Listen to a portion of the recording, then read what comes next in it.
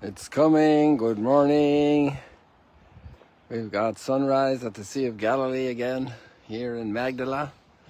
There you have Duc in Altum and this beautiful gold appearing. Mount Arbel and across to the Golden Heights.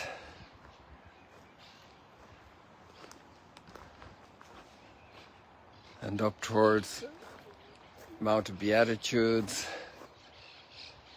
and Capernaum. Very hazy over there right now. And here the sun is coming to greet us and bring us warmth and light. Energy for our earth. Energy for the plants, for the chlorophyll to make our food. Our peaches and apricots and mandarins and grapefruit and wheat and grains and barley and oats and corn on the cob.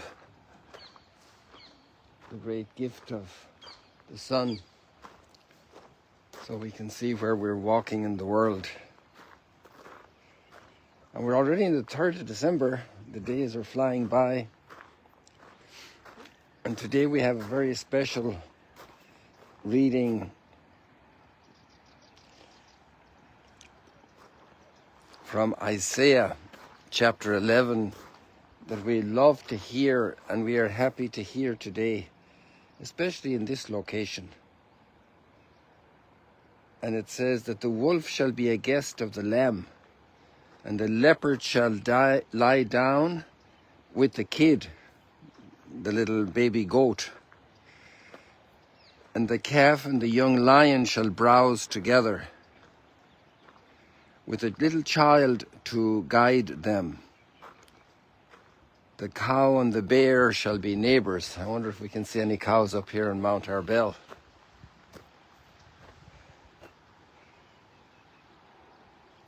Together their young shall rest, and the lion shall eat hay like the ox. The baby shall play by the cobra's den, and the child lay his hand on the adder's lair. We got some serious snakes around here.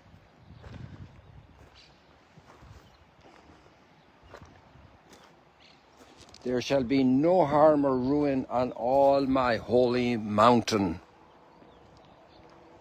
There shall be no harm or ruin on all my holy mountain.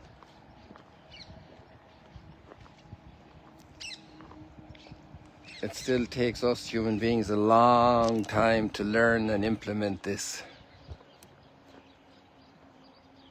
It takes us a long time.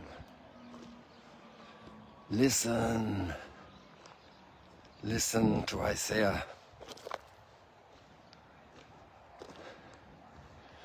Now, I'm not sure if Isaiah was listening to the psalm we have today, or if the psalmist was listening to Isaiah. It would depend on when this psalm was written. We know that the psalms are attributed to David in a general way, but some psalms are clearly later. So we have Psalm 72.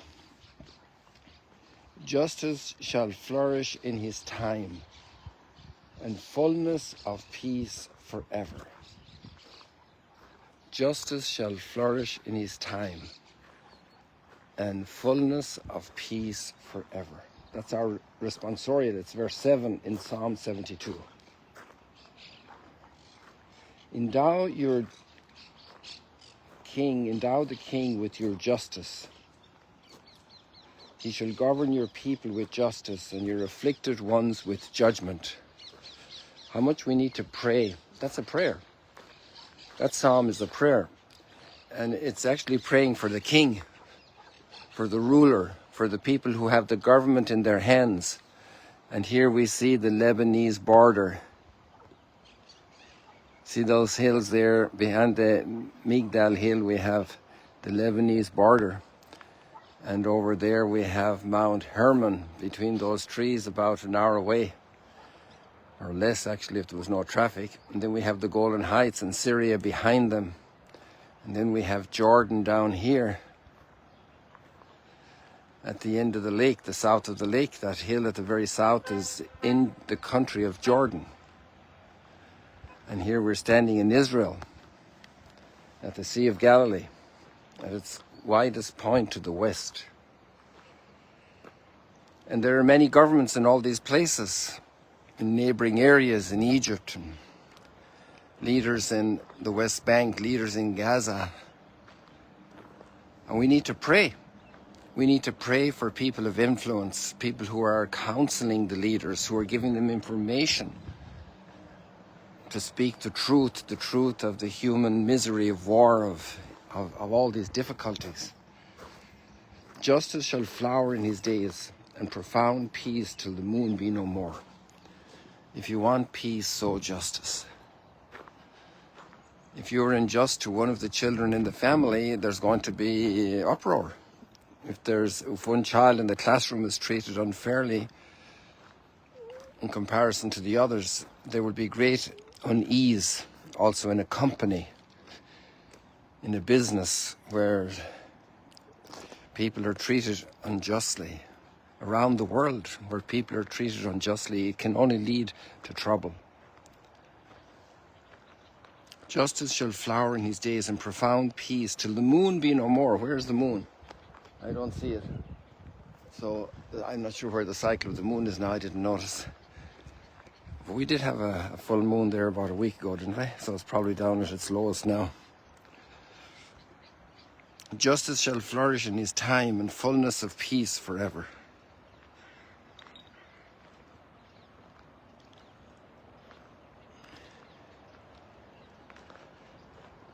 He shall rescue the poor when he cries out. You see, that's the big concern for the king. Those who are most downtrodden, those who most need solidarity and help from the whole community. And the leaders notice these things and call out for it.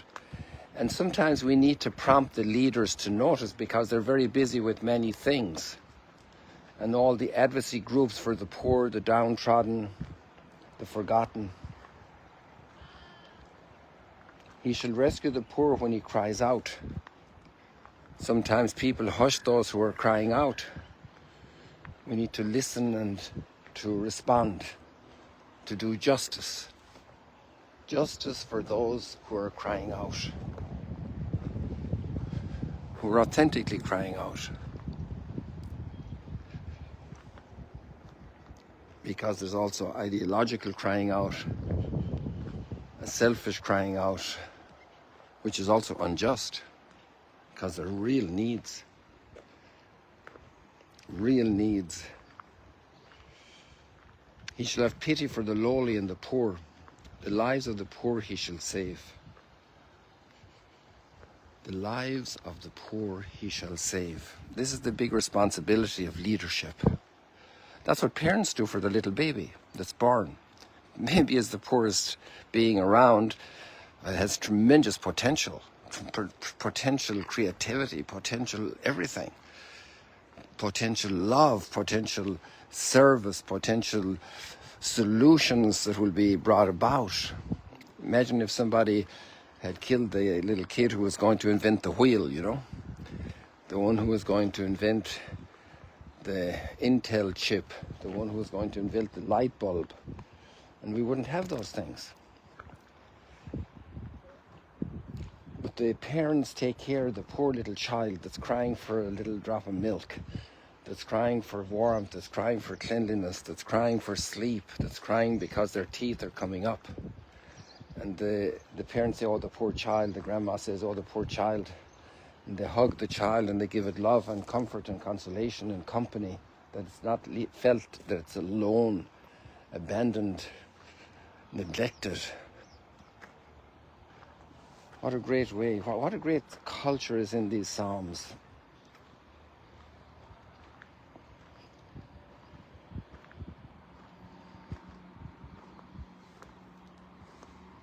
And then I want to take out one line out of the Gospel. The Gospel is fantastic. I actually listened to the whole chapter of Luke 3 times this morning, practicing my Hebrew in Hebrew. The whole chapter 10 of Luke, it's amazing. It's like the whole Gospel is inside in this place. But there's one little line I want to draw to our attention in the context of the words we had about peace from the Psalm and from Isaiah. And that is very interesting. It says, you have hidden these things from the wise and the learned, and you have revealed them to the childlike.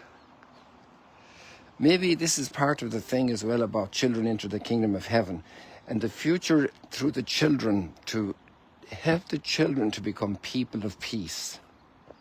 I think we need to pray for this intention.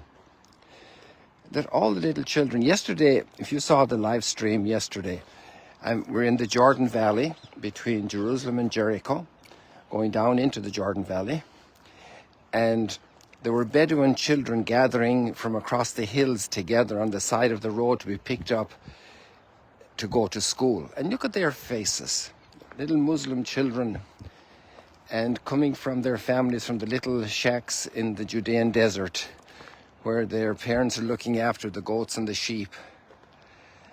And they just need that love, that care. It's horrible when people teach hatred to children.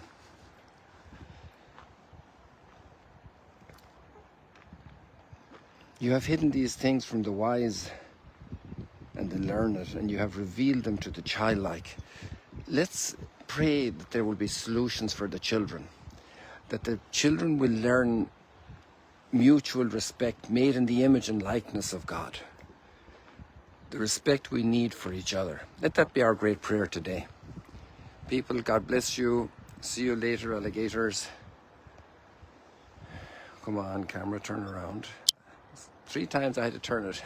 Moses hit the rock twice, but I had to hit the camera 3 times to get it to turn around. God bless you. Oh, what's going on here? Come on, there we go. 3 times again to turn back. Come on. There we go. God bless you, people. Let's pray for the children, that they will learn the ways of peace and the culture of peace and the goodness of peace.